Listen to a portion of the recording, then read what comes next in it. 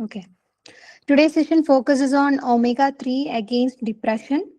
We are happy to have Anandhu V, second year BSc Zoology student from Sacred Heart College, Thevara, as today's speaker. He will be sharing valuable insight into the role of omega 3 fatty acids in mental health and how they may help in reducing symptoms of depression.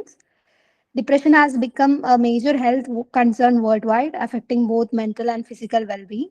Understanding the connection between nutrition, mental health, especially the benefit of omega 3 fatty acids, in gaining increasing importance in today's scientific research. With that, let's begin today's biotalk session. I warmly welcome Anantu.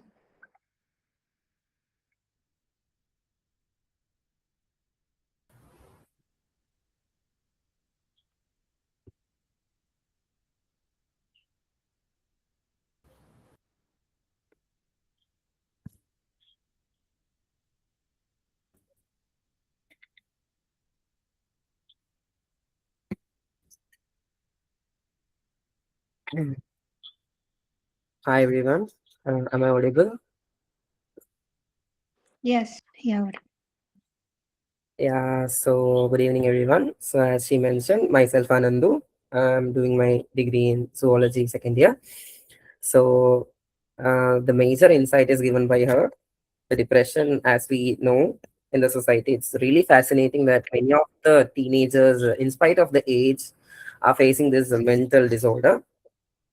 Actually, people really confuse depression with prolonged sadness.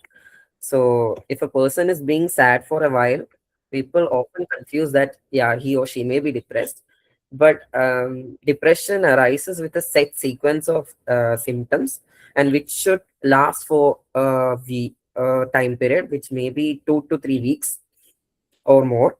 So, yeah, often while we hear about depression, we just go with the psychological aspects. So, in spite of that, there is something else that the neurological pathways are also there, and the neurotransmitters plays a role, and the brain organization plays a role, and the brain is generally made up of 60% of fats. So the fats, what we have through our diet, does play a role.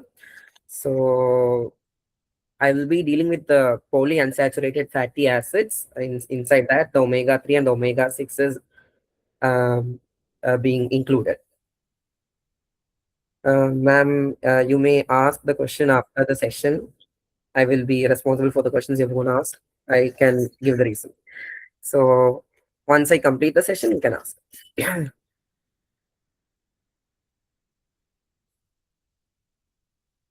Okay, so I'll just be sharing my presentation.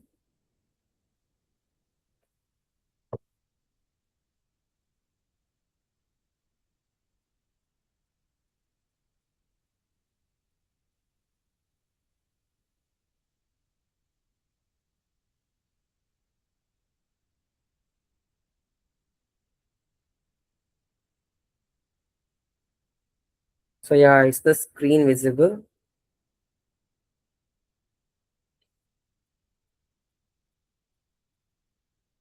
Yeah, it's visible. Thank you. So yeah.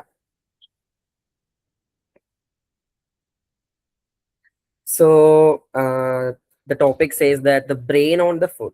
So food and brain is connected actually. So how dietary fats shape the depression. So the organization in the brain also it's important for the depression to know about the depression. So in this one now I'll be dealing with the polyunsaturated fatty acids. It's the building block of your brain, and the fatty acids generally influence the mood and inflammation. So the inflammation is a very important term in the session.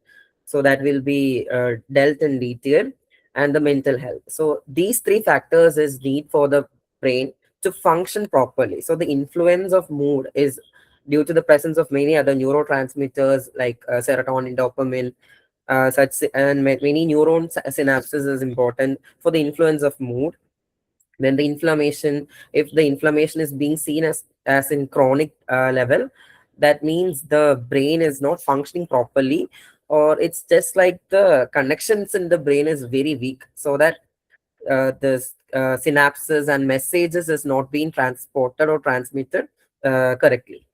Hence, the mood is being declined. That is, the signaling reaches at a low time, and the low elevated levels of many such hormones, which is reason for the depressed mood, or the so-called sadness that is seen in the depression, and the mental health, and hence the inflammation results in the bad mental health or awful mental health. So understanding this connection offers a powerful evidence based on lens for addressing one of the society's most pressing health challenge. So as I mentioned earlier, the pressing challenge, it's one of the pressing challenge, because the people in the society right now are facing many issues. If I say, if a person is being depressed, uh, he or she may not have any reason for being depressed. But if you're being sad, it means that you have a reason. Like, for example, if you're going through a breakup or any financial crisis, you may be sad, and the sadness does prolong for some period, and the reason for the sadness is also being valid. But while you're having depression, it is not necessarily you have a reason for being sad.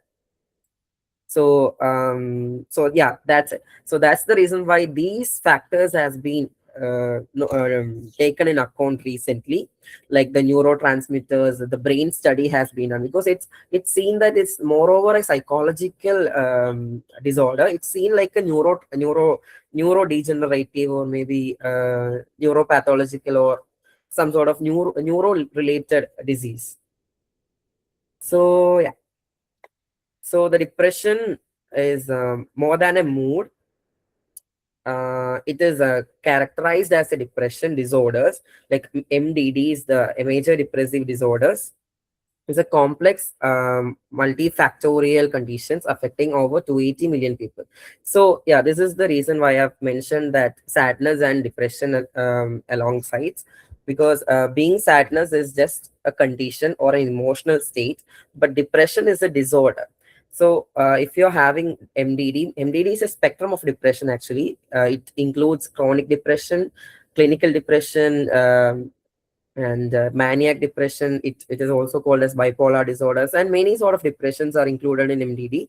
So it's not simply feeling sad, it reflects the measurable biological disruptions across several interconnected systems. So while we look upon the psychological factors, we only look upon the person's mood, and it's encouraging towards others.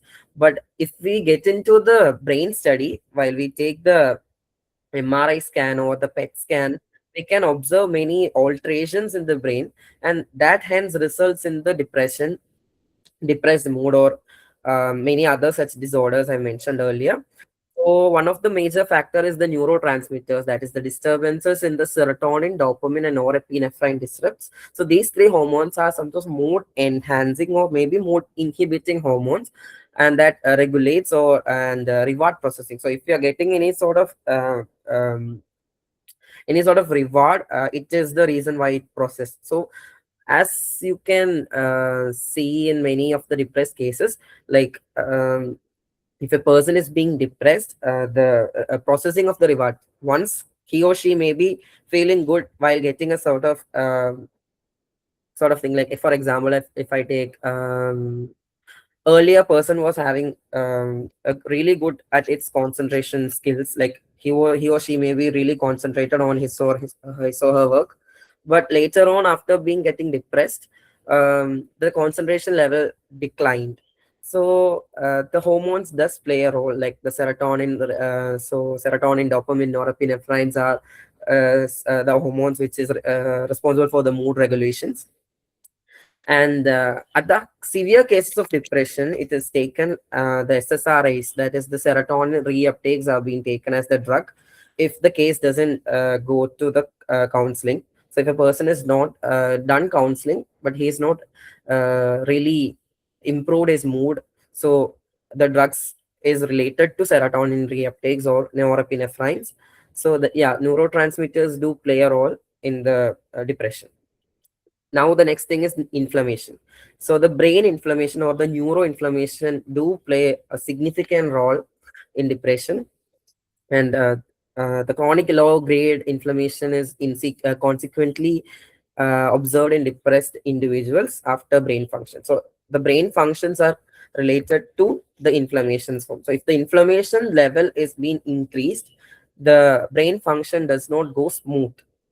So if an inflammation has been affected, it's just like the phone gets hung. So if the wires or any sort of errors have been happened in the system, it may be hanged. So similarly, if the brain has got any sort of inflammations, the the brain functioning process or brain function does not being smooth.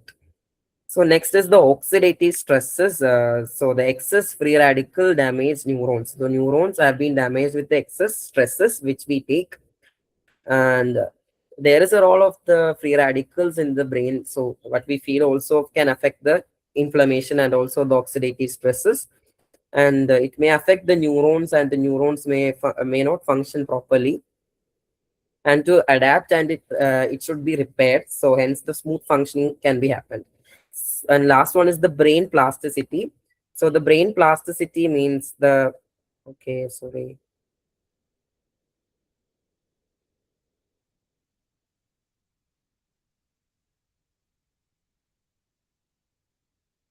just a minute. Is it moving now?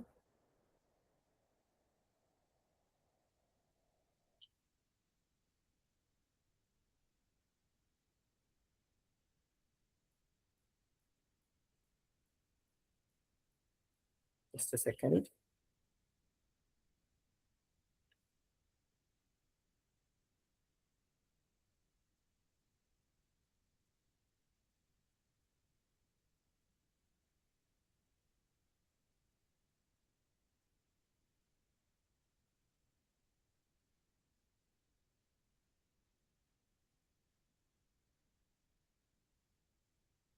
Yeah, is it okay? Yeah, it's fine now. Okay, sorry. I will just quickly recap the things I said. So yeah, so major depressive depression disorders or MDD can be classified into many several other cases like chronic depression, clinical depression, and maniac depression, many sort of things. And it is affected with the neurotransmitters, inflammation, oxidative stresses, and at last brain plasticity. First three I've already explained. That is the neurotransmitters like serotonin, dopamine, norepinephrine. These three are the hormones which is responsible for the mood enhancing or maybe mood inhibiting. And the second one is the inflammation. So the inflammations in the brain can also affect the smooth functioning of the brain.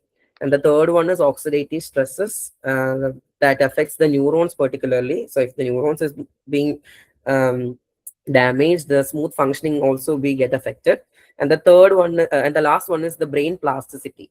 So as we know, many of the components in the brain are interconnected so that the smooth function of the brain is being done. Like the amygdala, hippocampus, thalamus, hypothalamus, all these, and cerebral cortex and many other structures in the brain is interconnected so that the smooth functioning is being done. So that is the term used in neuroscience. It's neuroplasticity. That means the brain is being connected with all its components for the smooth functioning.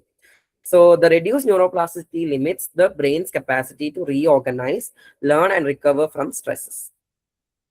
So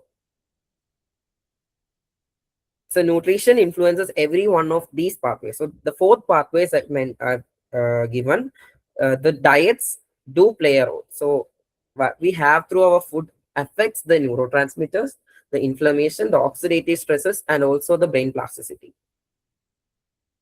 So, so the PUFAS. So PUFAS is this fat I'm going to discuss. So what are polyunsaturated fatty acids? So this is PUFAS.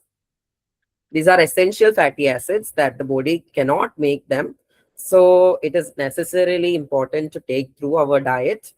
So they are fundamental structural components of every neuron in your brain, comprising up to 30% of the brain cell membranes. So the brain cell membrane is being, if we check the brain's composition, I've already mentioned 60 percentage of the brain structure is made up of these fats. So the fats is really important, and the 30 percentage of the cell membranes, brain cell membranes, are being comprises of these fats. So the neurons do need a fluid medium to communicate with each other. So the fatty acids do play a role. If we think about fatty acids, we generally think like it is awful, it is harmful for our brain, but it is really important and it is really essential for our brain to function. So omega-3 fatty acids and omega-6 fatty acids are the two types of PUFAs. So omega-3 fatty acids do have the anti-inflammatory properties. I have mentioned that the brain function affects by the inflammations. So the anti-inflammatory properties have been seen in EPA, DHA, and ALA. If you check upon the like many brands like Complan, Horlicks, and all, it is seen, and also in the baby feeding things and all, that it is, if you check upon the ingredients, you can see that the EPA, DHA, and ALA are in the thing. So that means these are important for the brain development. So that's why in baby powders and all, it is included. So the EPA is eicosapentaenoic pentanoic acid, and then DHA is the docosahexaenoic acid, and ALA is the alpha linoleic acid. So these three are the omega-3 fatty acids, which is really essential for the inflammation, to reduce the inflammation or to play a role in anti-inflammatory behavior. So it is found in fatty fishes, flax seeds, walnuts, and all. And there is, on other hand, there is omega-6 fatty acids. So pro-inflammatory in excess. So if we have omega-6 fatty acids in excess, it may act as a pro-inflammatory. It may behave like a pro-inflammatory thing. So while having omega-6 fatty acids, it's not bad to have omega-6 fatty acids, but it should not be in excess. So it should be having a little bit amount. Like the fatty acids includes the linoleic acids and arachidonic acids. So these two acids are found in vegetable oils, processed foods, and processed and fried foods. So these are, the amount of these should be reduced in order to maintain a proper diet in omega-3 and omega-6 ratio.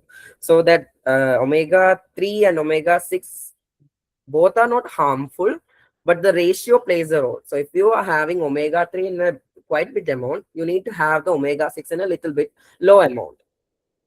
So that's the reason why the ratio plays an important role.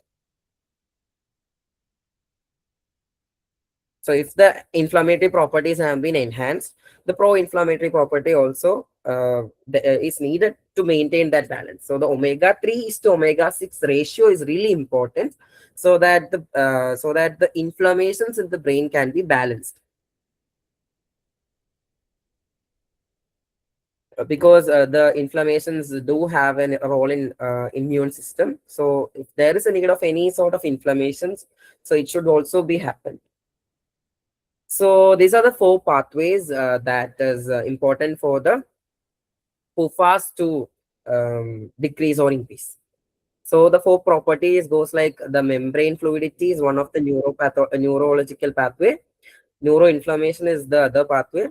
Neurotransmitter modulation is the third pathway, and the neuroplasticity is the fourth pathway. So omega-3 and omega-6 fatty acids do not simply fuel the brain. They actively govern how it communicates, how it repairs, how it responds to stresses, and so the membrane fluidity. So first one is the membrane fluidity.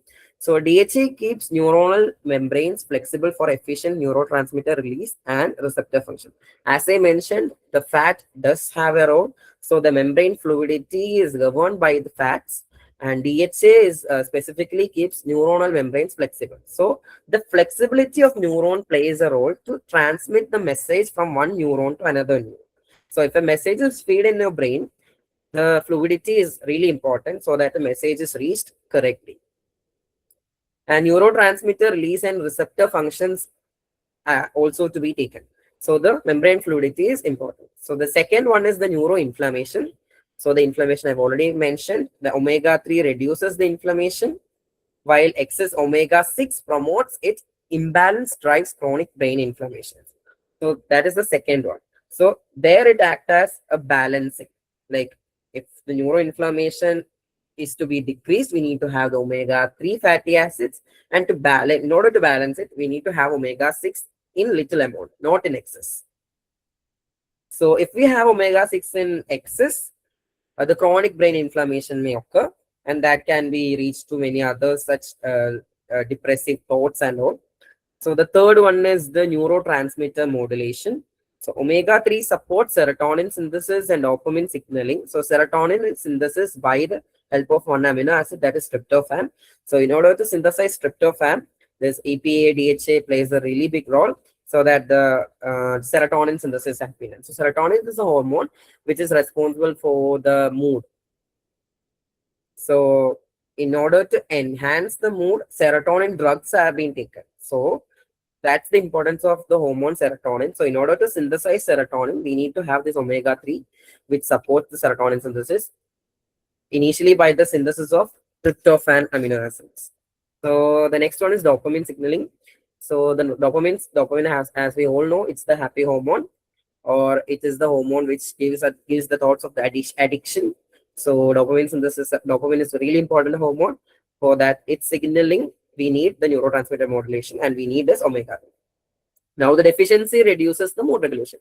Obviously, if you are not having if you are not having a quite appreciable amount of omega-3, then the mood regulations will be decreased or reduces. Now the fourth pathway is the neuroplasticity. So the PUFAs boost BDNF, that I will discuss later. That is the BDNF is the brain.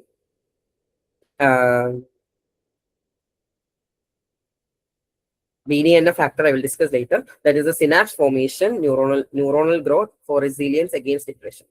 So these are we will discuss the four pathways individually. So the first pathway number one, membrane fluidity and neurotransmission. Neuronal membranes are rich in DHA. So DHA is docosahexaenoic acid.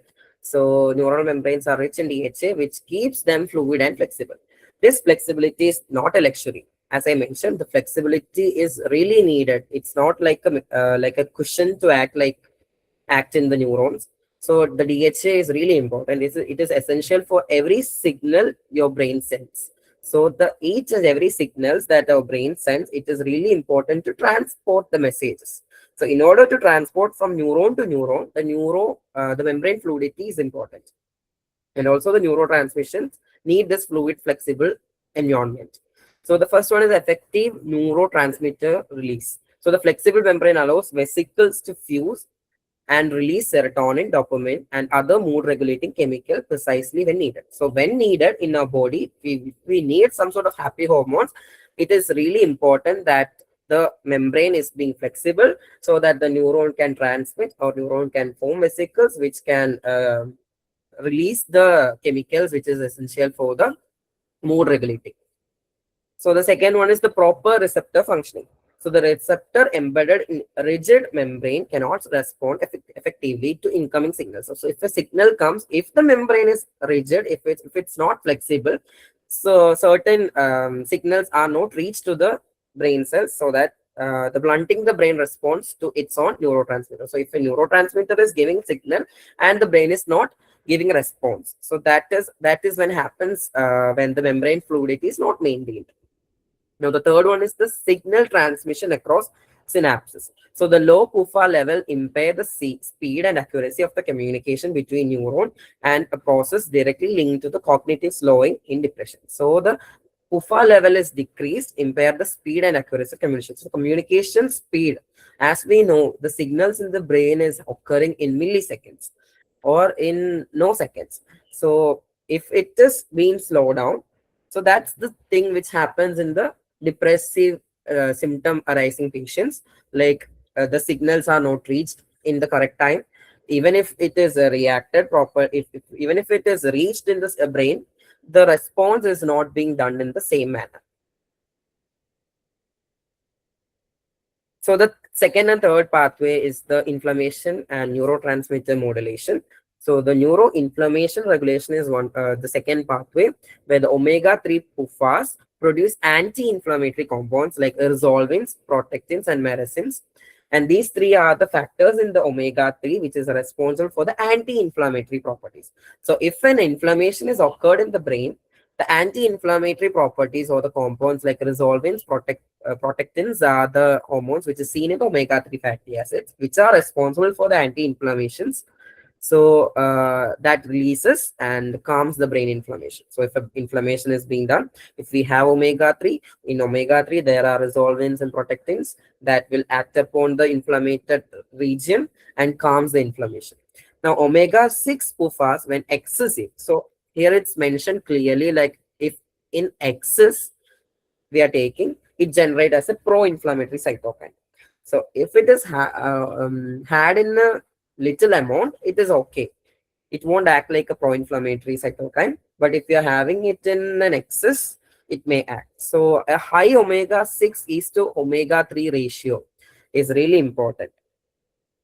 So if it is being high, because of the modern or the Western diets, it creates a chronic inflammation because earlier our human brain is being evolved to have the omega-3 omega-6 ratio, which is nearly 1 is to 1 to 4 is to 1. But right now, due to the Western diets, while we have, it is 15 times greater. That is 15 is to 1 is the ratio right now we are having the omega-3 to omega-3 is to omega-6 ratio because of the vegetable oils and the processed meat and all. So it can be reached that creates a chronic inflammatory state and strongly associated with the depressive symptoms like the fatigue and cognitive impairments. So these are common symptoms seen in depression patients, like the depressed mood, the concentration issues, maybe like fatigue and cognitive impairment, like you're not acting upon to the situations, so and so. So the inflammatory markers, it's IL-6. IL-6 is interleukin-6. It's a protein. TNF is tumor necrosis factors, alpha, and CRP is C-reactive protein. Three proteins which is responsible for the inflammatory marker. So these three proteins are being the proteins which is responsible for the inflammation. Um, Now the third pathway is the neurotransmitter modulation.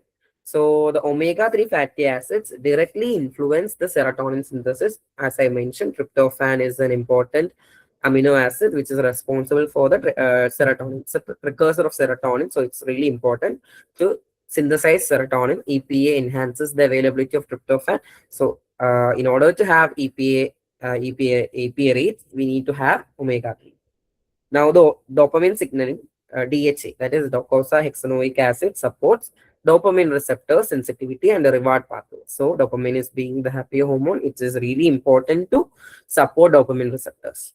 So, in order to get happy, we need that dopamine receptors. So, DHA supports that. Then receptor density. So adequate PUFAS level maintain the number and sensitivity of mood receptors. So the receptor density. So receptors is something which is responsible for these mood regulations.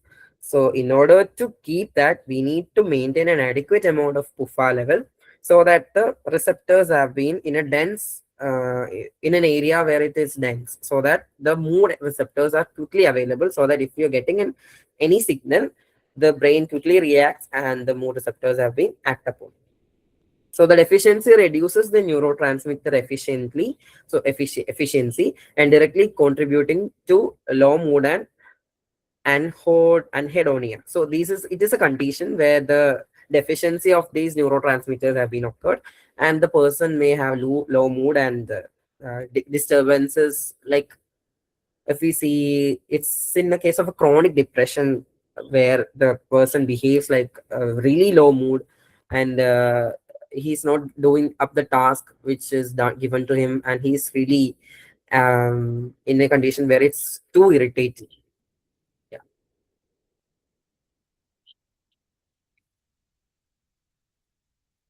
So the fourth pathway is the neuroplasticity and the brain resilience. So the brain's availability to rewire and recover is known as neuroplasticity. So as I mentioned, neuroplasticity is the term where the brain is functioning properly with all its neurons and its components and all. So the synapse formation is the first process where the DHA promotes the growth of new synaptic connections, enabling the brain to adapt to experience and recover from stresses.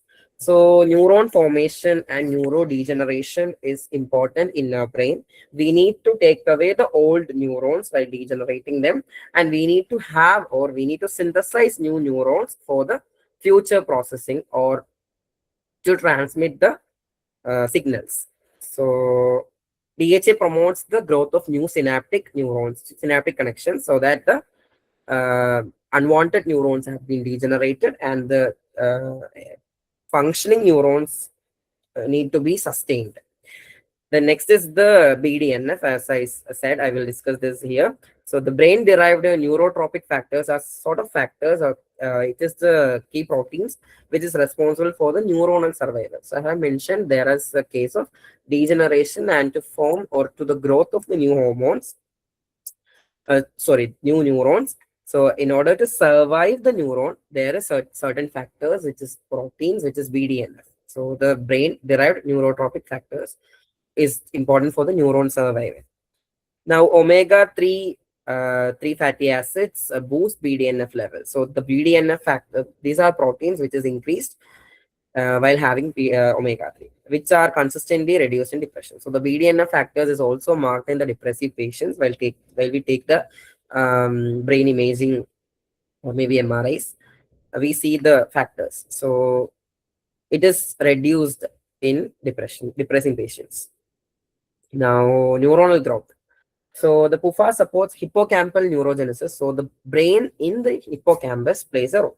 So the hippocampus is the region where the axis has been studied, or the many such hormonal secretions have been studied. So the hippocampal neurons are really important because there lies the emotions, the behavior studies, and many other things. Like the birth of new neurons, the memory and emotion center, a process impaired by chronic stresses and depression. So these are the four factors, that is the membrane fluidity, neuroinflammation, neurotransmitters, and neuroplasticity. So yeah, so the modern diet is a recipe for depression. So the modern diet, as I mentioned, it has been spikely increased. While we were having 4:1, now it is being 15:1. So that is completely a drastic change from the earlier brain to the brain right now we have.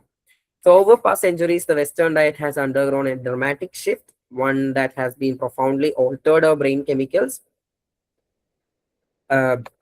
brain chemistry. The consequences are now visible in rising rates of depression and anxiety worldwide. So this can be taken as a reason for depression because, as I mentioned in the starting of the session, the reason particularly for depression is not known. If you're having any reason, that may be prolonged sadness.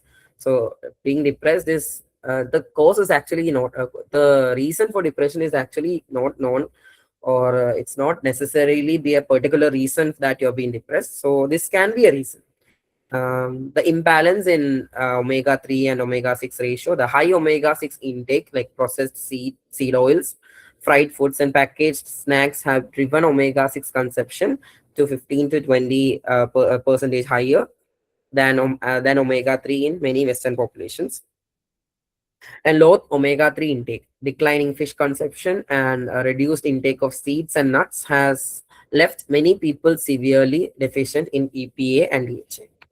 So the consequences of not having the omega-3 omega-6 ratio is the inflammation increase, increased inflammation like the chronic inflammation, rise depressive symptoms, brain lipid quality, altered membrane conception, composition impairs neurotransmission. So the inflammation is being strikingly increased because of the imbalance in the omega-3, omega-6 ratios, and the brain lipid quality. As I mentioned, 60% of fat is not being maintained, so that the neurotransmission is having a problem. The third one is the depression risk is also being increased. So the epidemiological studies link poor omega ratios to higher MDD rates. So the MDD rates are also increasing due to the poor omega ratios. And there are many two articles that I will show at the last of the session that supports my study. So the target ratio in omega-6 is to omega-3 is 4 is to 1 or lower, but right now it's 15 is to 1. So that is the change. From 4 it's reached 15. So that's the reason why the inflammation is increased, hence the depression risk also being increased.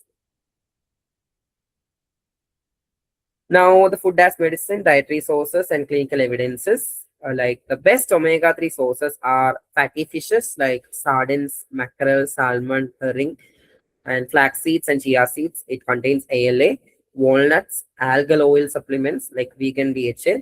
Because processed, it's not processed. Like if we take upon omega-6 sources, like it's sunflower, corn, and soybean oils, processed in packaged foods, fried and fast foods. So these are the two types of fast, omega-3 and omega-6. So what does the research say? Like the if we are having a lower omega-3 level in depression, individuals with MDD consistently show reduced blood and brain omega-3 3 concentration compared to the healthy controls.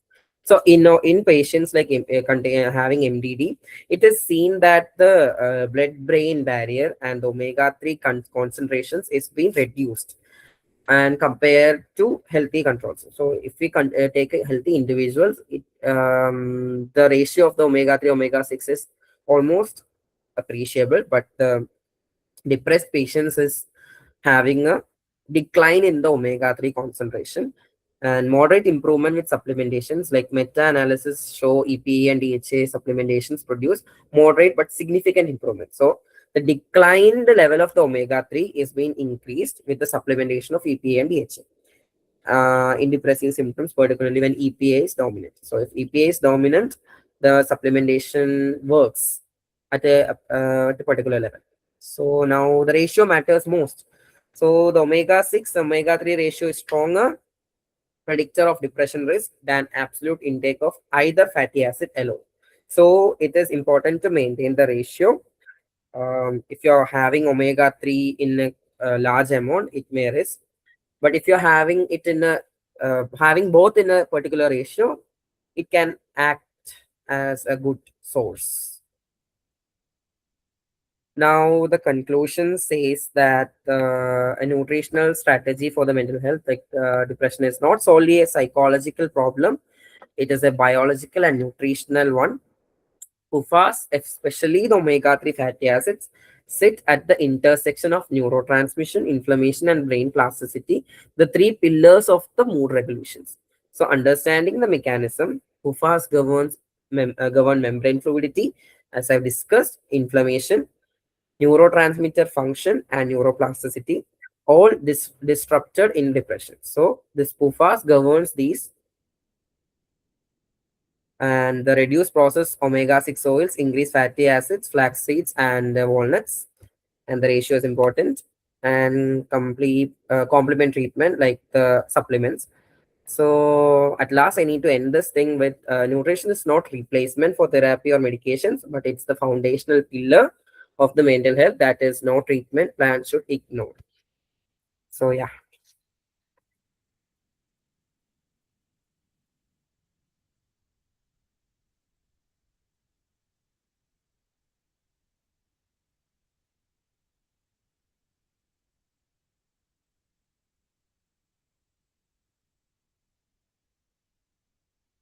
So if you're having any kind of queries, you can just ask.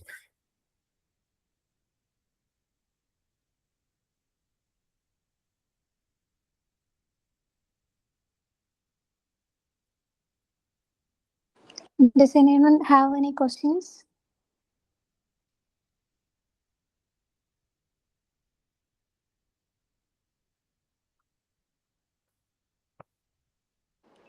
So, can we conclude?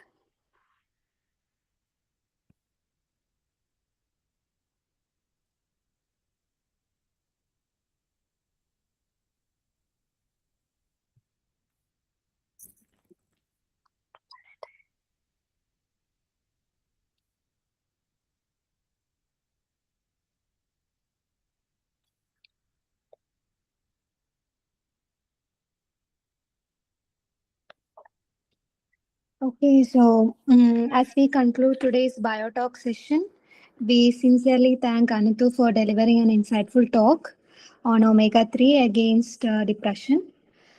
Today's session helped us better understand the important role of omega 3 fatty acids as well as omega 6 too in mental health and their potential benefits in reducing symptoms of depression. Biorex Biotalks, as a part of our student knowledge sharing series, aims to create a platform where students can learn, share, and discuss ideas in the life sciences. Sessions like this continue to strengthen that vision. Thank you to everyone who joined and actively participated in this session. We will announce our next Biorex expert session in the Biorex WhatsApp group by tomorrow evening. So stay connected for updates. Registrations are for speakers are still open, and we encourage anyone passionate about biology to participate in our upcoming session. Thank you. Thank you everyone for joining.